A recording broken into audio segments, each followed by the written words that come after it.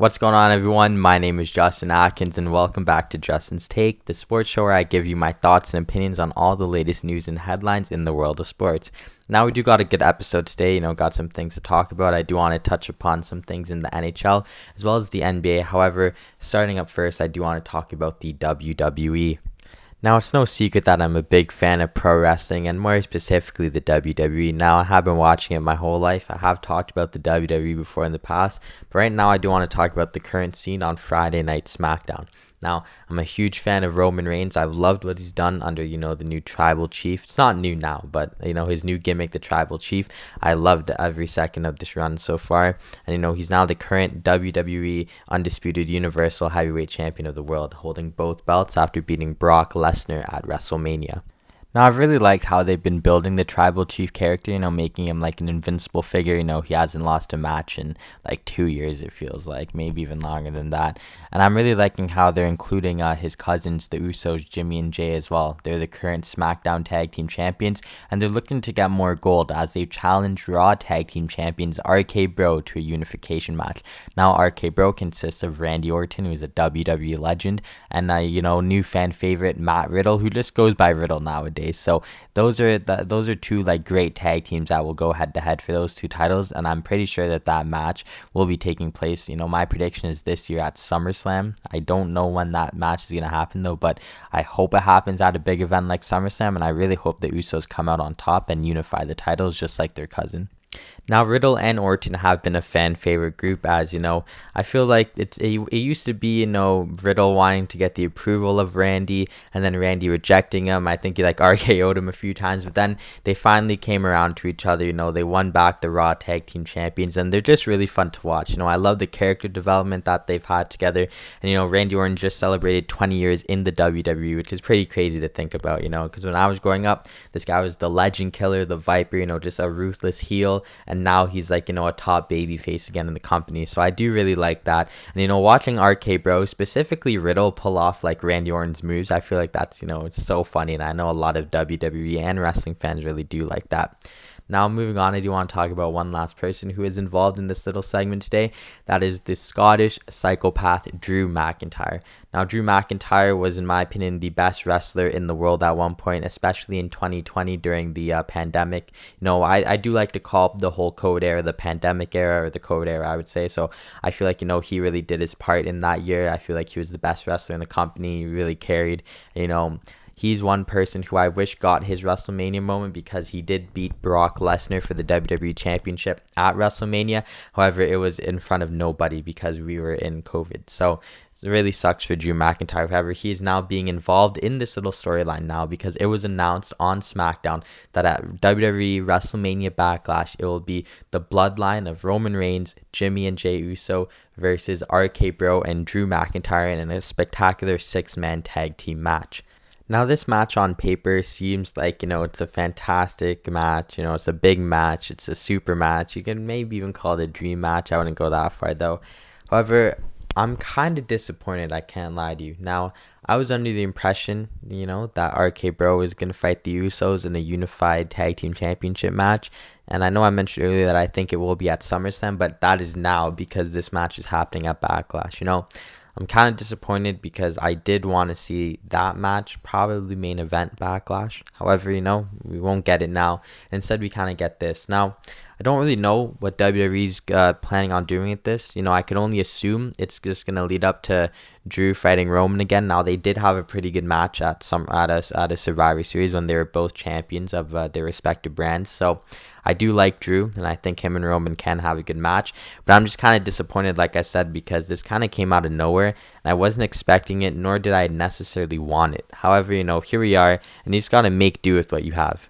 Now, as for the match itself, I'm not expecting a big spot, is what I should say. However, I'm expecting the traditional good guy versus bad guy spots. I could expect, maybe a referee gets knocked down, and then the Usos are trying to cheat, and then RK Bro tries to intervene, and it distracts, maybe Reigns and McIntyre who are in the ring, stuff like that.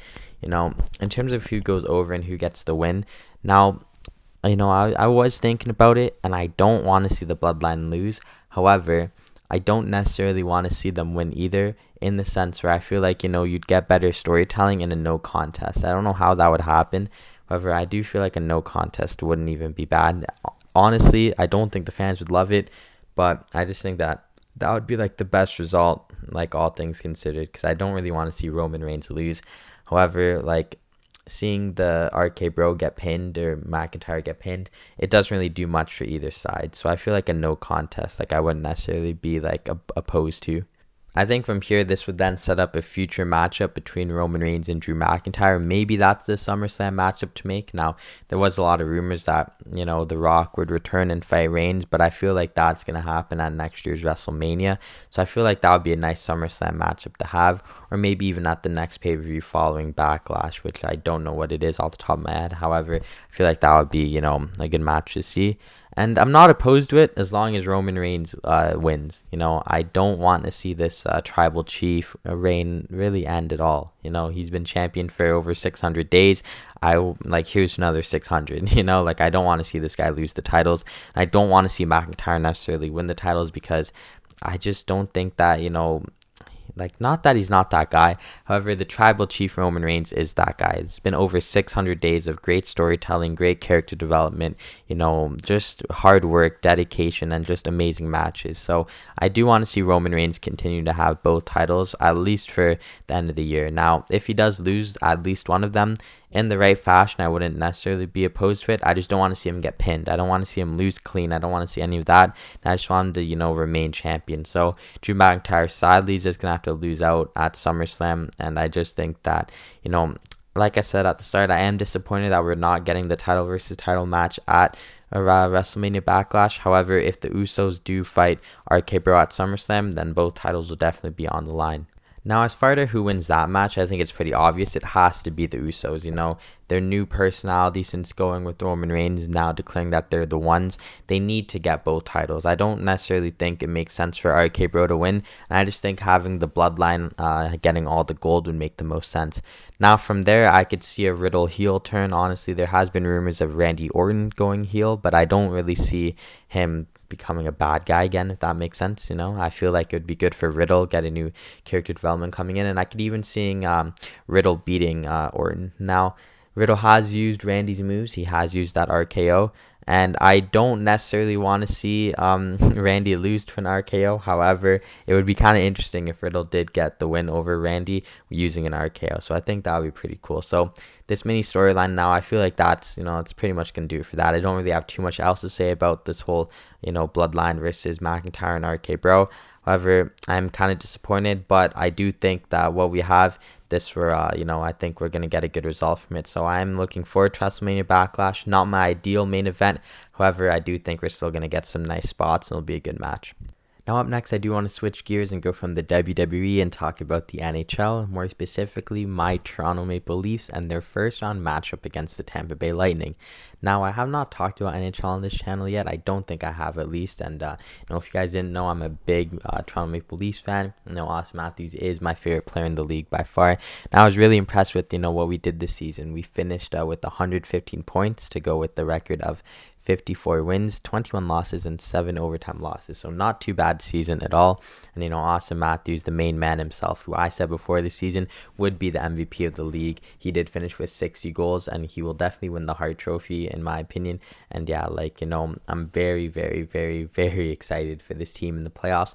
However, with all that being said, I was not excited when I saw that we would be matching up against the Tampa Bay Lightning in the first round. Now, don't get it twisted, I am a Toronto Maple Leafs fan, diehard fan, and just because the Tampa Bay Lightning are from Tampa Bay does not mean I like them. Tom Brady is not skating on the ice for the Lightning. He's on the football field for the Bucks. So, with that being said, when I saw this matchup, I was not happy at all because this is the one matchup that I actually did not want from the start. Now, if you're not a hockey fan, then I would not expect you to know anything about the Tampa Bay Lightning, especially if you are one of my viewers here in Canada. Now, with that being said, the Tampa Bay Lightning are the reigning Stanley Cup champions for 2 years running now. Yes, they are back-to-back Stanley Cup champions, and it's an impressive achievement, I know a lot of people like to say that they're pretty overrated because of, X, Y, and Z. They might want to throw the COVID card, the bubble card, the salary cap card.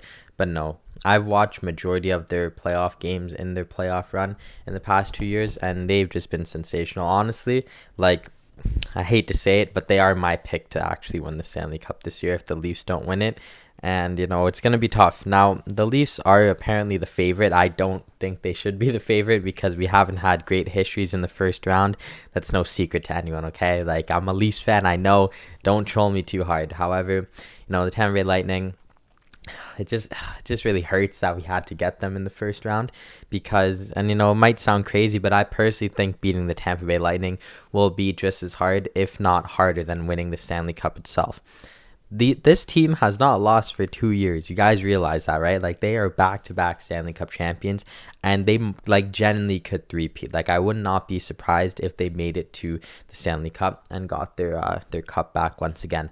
However, with that being said, it does sound like I am writing off my Leafs. However, I will be, supporting them. I'll be backing them to win, like, throughout the whole series. And honestly, like, in the past, I have been disappointed. I don't got to talk about Boston or Washington or, the Avs. But however, or not the Avs, sorry, the Blue Jackets. However, it does need to be said that, they have come up short in the first round many, many, many times over. But this time around, I would not even be mad because, with the other teams that I mentioned, like, they should not have lost to the Blue Jackets. They shouldn't have lost to Boston, and they should not have lost to Washington, just to name a few times in the first round. But here we are. But with the Tampa Bay Lightning, like I mentioned, I rate them so highly, and I think that they're one of the, I already think that they're one of the best teams I've ever seen. However, if they pull off this three-peat, then that would be like an all-time team, in my opinion, for sure. So with that being said, if they were unable to beat the Lightning, I would not even be that mad. Yeah, so now I just want to take a quick second to talk about some of the players on both the Leafs and the Tampa Bay Lightning. So at first, I did already talk about him earlier. We got Austin Matthews, led the league in goals this year with 60, which is a career high. He also added 46 assists to have a grand total of 106 total points. And now, in my opinion, he should win the Hart Trophy. I don't care what anyone says. When you score 60 goals in a series, or I should say a season, sorry, you just have to win that Hart Trophy. Last person to do it was Steven Stamkos. And now I'm going to hear a lot of people say, McDavid should do it, bro. No, like, McDavid should not win the MVP just because this guy gets, like, all these assists. Granted, it's impressive, not take anything away from him. But, like, I'd rather have the best goal scorer in the league than the best assister in the league. That's just my personal opinion. So Matthews should take home the Hart for me. And I think, I know he's taking home that Rocket Richard Trophy because, he finished the season as the top goal scorer. Now, William Nylander, he had 81 games played this year to go with a nice 34 goals and 46 assists. Now, I do rate William Nylander. He had a pretty solid season once again, and last year he was our best player in the playoffs. So I am, I'm pretty happy with Nylander. A lot of people like to give him his crap, if you will. However, I do rate him, and he had another solid year. And finally, Mitch Marner to round off the trio. He had 35 goals and 62 assists, giving him 97 total points in just 72 games. Now, I really wish Mitch hit 100 points. However, 97 is still very respectable. Now, this trio had a pretty stellar year to say the least. For themselves, had a nice little goal tally there. I think the total of that goal tally is 129, which is pretty impressive to say the least. And the point totals are just insane. So I am expecting a lot from, I am expecting them not to win, if I'm being honest. However, I am expecting some good performances from them, and hey, hopefully we can make it through. But I will get more into the results later on. But yeah, the good solid 3 from them. And I do want to talk quickly about John Tavares, the captain of our team. He only had 27 goals and 49 assists this year, but 76 points in 79 games, that looks a lot better on paper than it does on the ice. And I feel like he had another quiet year, but I still rate him. He's our captain, can't really say anything bad about him. And Morgan Riley had 58 assists from defense this year. Pretty solid numbers from Riley. That's our main guy. Played all 82 games as well, so things we love to see. Michael Bunting with 23 goals and 40 assists this year. Could win Rookie of the Year. I personally think he should get it, honestly. Might be a bit of bias there, but I think he's got it. And finally, last but not least, Jack Campbell, our goaltender, Soup, our main tendy. In 47 games started, he had 31 wins and 9 losses. Now, that is a pretty good record to say the least. His goals against average is 2.64. I personally don't think it's that bad, especially in today's league when you get like you pretty much get close to 10 goals a game. It feels like, maybe not 10, more like 7, 8. However, in a goal scoring league, like having a less than a 3 goals against average is not horrible at all. So I am a big fan of Soup. At one point was looking like the best goal in the league. He could have won the Vezina, but I think Igor from New York is going to get that. But love Soup. And yeah, I think, we have a nice core of players. I named some of our stars. We got some other guys like, Pierre Engvall, also Jason Spezza, who is pretty good. Wayne Simmons, who I do rate. Rasmus Sandin, beauty right there. Jake Muzzin, 6 Muzz, even though I don't even think he wears number 6. However, 6 Buzz, 6 Muzz, it goes with it. And then Mike Giordano, who we got at the trade deadline. I think he'll be really good in the playoffs. So that's some of our boys. Now let's take a look at the Tampa Bay Lightning. Now let's talk about the Tampa Bay Lightning. Now, they did finish one spot below the Leafs in the Atlantic Division as they finished with a 51-23-8 record to go with 110 points. Now, like I said, this is the 2-time reigning Stanley Cup champions. Now, I fear this team like a lot. I don't got to talk about how much I rate them again. I fear this team like a WWE wrestler fears Roman Reigns, or like how a Premier League defender fears Sadio Mane. Like, this team is just, oh my days, I don't want to face them, but let's talk about them. So leading their line is Steven Stamkos once again, one of my all-time favorite players. He had another amazing season, finishing with 42 goals on the year and 64 assists to give him 106 points, which is just crazy considering how long he's been doing it for. And I love Stammer so much. He's Canadian, and I'm just really happy for him that he ended up getting his 2 rings. Now, I think he could get a 3rd one this year. However, I kind of hope he doesn't because, I want the Leafs to get that ring. Now, another one of my favorite players who ironically plays on this team, Victor Hedman. For me, on his day, he's like the best defender in the league.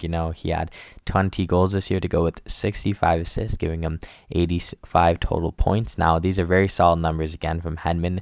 And just like Stammer, this guy's been doing it for the longest time. Now, he's someone who I do rate really, really highly. I don't think he's in his prime anymore. However, like I said, on his day, he is that guy. Now, I also do want to talk about Braden Point, another player who I do rate. He's a younger guy. In 66 games this year, he had a solid 28 goals and 30 assists. Now, we've seen Braden Point in the past in the playoffs, and he has been, very good in the playoffs, and we know what he could do. So he's someone who I am going to be, worried to play. But yeah, and then, before I close it off about their players, I do want to talk about Andrei Vasilevsky. Now, on paper, he didn't have an amazing year. In 63 games started, he had 39 wins and 18 losses to go. And, just got to point this out. He did lose 5 times in overtime, which is, unfortunate. He did have a goals against average of 2.49 and a save percentage of 0.916. Now, only had 2 shutouts this year as well, which is not like Vasilevsky. He is on his day, in my opinion. That's the best goaltender in the league. Now, Vasilevsky, just like we saw last year with Carey Price on the Habs, this is bringing back horrible memories. But Carey Price did shut out the Leafs in that series against the Leafs with the Habs, and I feel like Vasilevsky could do the same. Now, just like Hedman, maybe today in today's NHL, Vasilevsky isn't the number 1 goalkeeper. However, I think on his day, not even a hot take, but he just is that guy. He's the best goaltender in the league. He's someone who I want to have in between the pipes, and he's just someone who I rate. So, that's just a brief overview of the Tampa Bay Lightning. Now, I do want to talk about the series itself. Now, I do think, there's a lot of pressure on the Leafs because of the past failings that I have mentioned, last year. I'm sorry, I got to take a pause, man, because we blew a 3-1 lead to the worst team in the playoffs, the Montreal Canadiens, who miraculously made it all the way to the Stanley Cup Finals, which was just embarrassing. They got clapped by the Lightning. So, yeah, this series is going to be a good one. Now, in terms of my expectations, like for the Leafs, if they were facing Boston, I'd expect them to win with ease. However, with Tampa Bay, like I just said, I don't really know, man. Like it'll be really hard to see them like actually dominate this team in the playoffs who are literally going for a three-peat. Like that is still insane to me. So I'm expecting the best player in the series. I'm expecting the best player in the series to be Austin Matthews. I really hope he steps it up because his playoff career so far is, it's not something to write home about. But having an MVP caliber season, winning the Rocket Richard Trophy, I really hope that he could step it up and score some big time goals. But yeah, in terms of who I think's gonna win, I do think the Lightning are gonna win. Sadly, now it just pains me to say it because I've been saying all season, if we get the Lightning in the first round, it's chalked, it's done. But if we get anyone else, we're going through.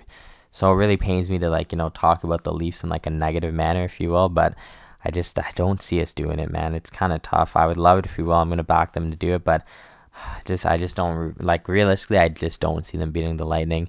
I got the Tampa Bay Lightning winning in 6 games. I would love it if we could win in 6 games, maybe even less. But it'll really show us who the Leafs really are if they are able to beat Tampa. Because like I said, hot take, but I feel like it's harder to beat Tampa right now than it is to actually win the Stanley Cup. Now the Leafs, I hope they do, but they could prove me wrong. They could win the series and move on to the next round where they would face another great team. And honestly, I think beating Tampa should just give them the confidence and just propel them to the Stanley Cup Finals and make it out the East. However, we can dream. But I got Tampa Bay winning in 6. It pains me to say that, but I really hope my Leafs do well.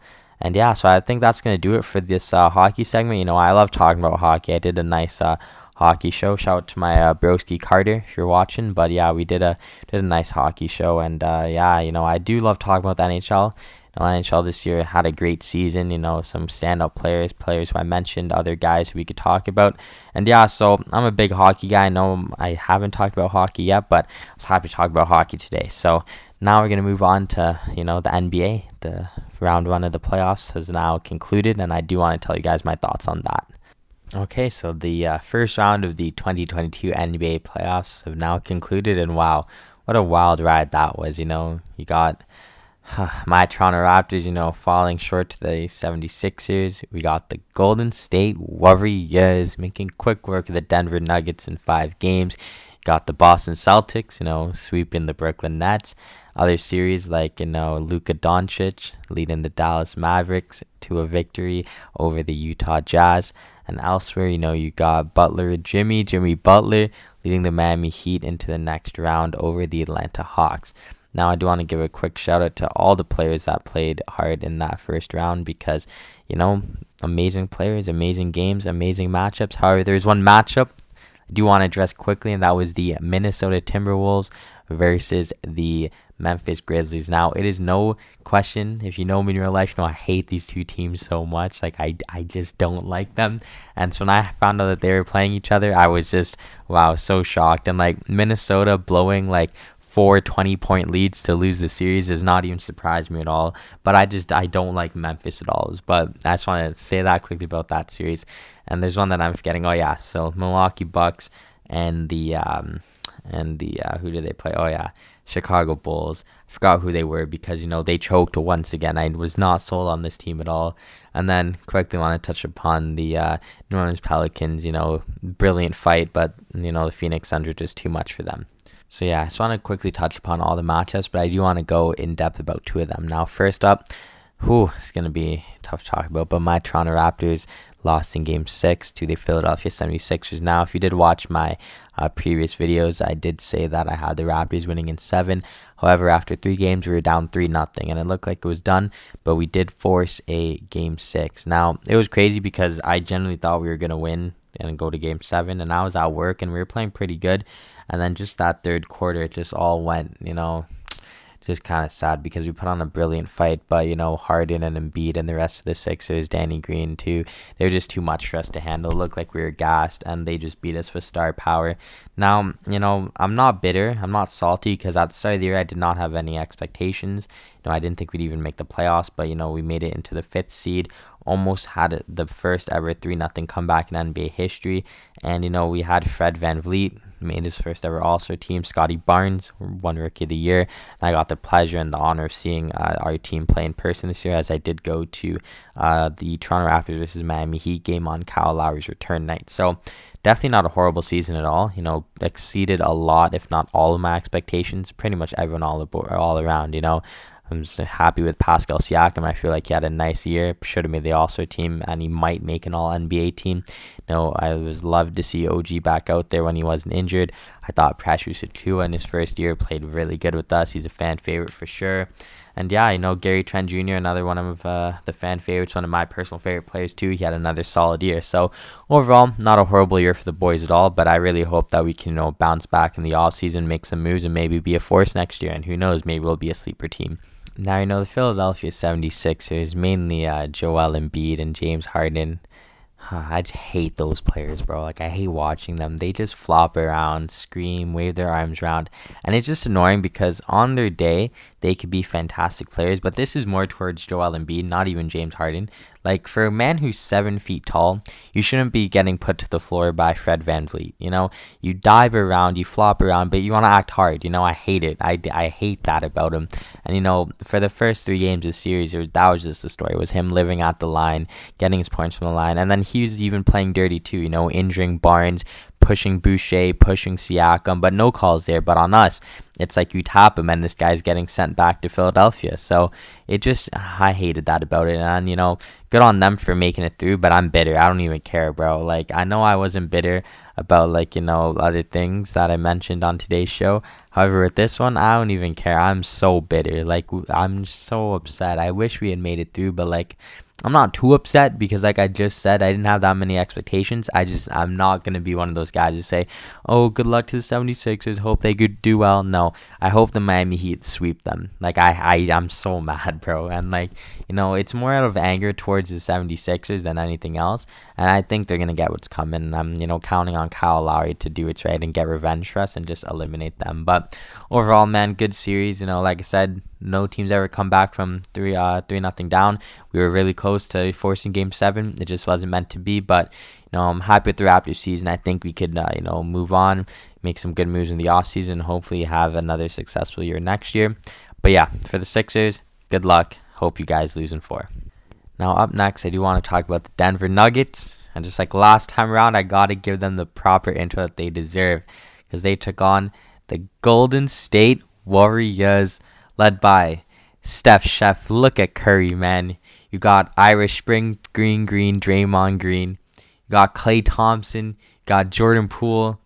You got the Mitten, Gary Payton Jr. Who else do I got to name? You got Andre Iguodala. And the rest are nobodies. Shout out Juan Toscano Anderson as well. The Golden State Warriors won this series with ease in 5 games. And I love watching the Warriors play so much. Like, back in the day, I hated this team. I hated Curry. I hated Thompson. I hated Green. But now in 2022, now that I've matured, I can really appreciate the style of basketball that these guys play. I could appreciate, how they built up the team themselves. And, just look at Curry, man. So inspirational.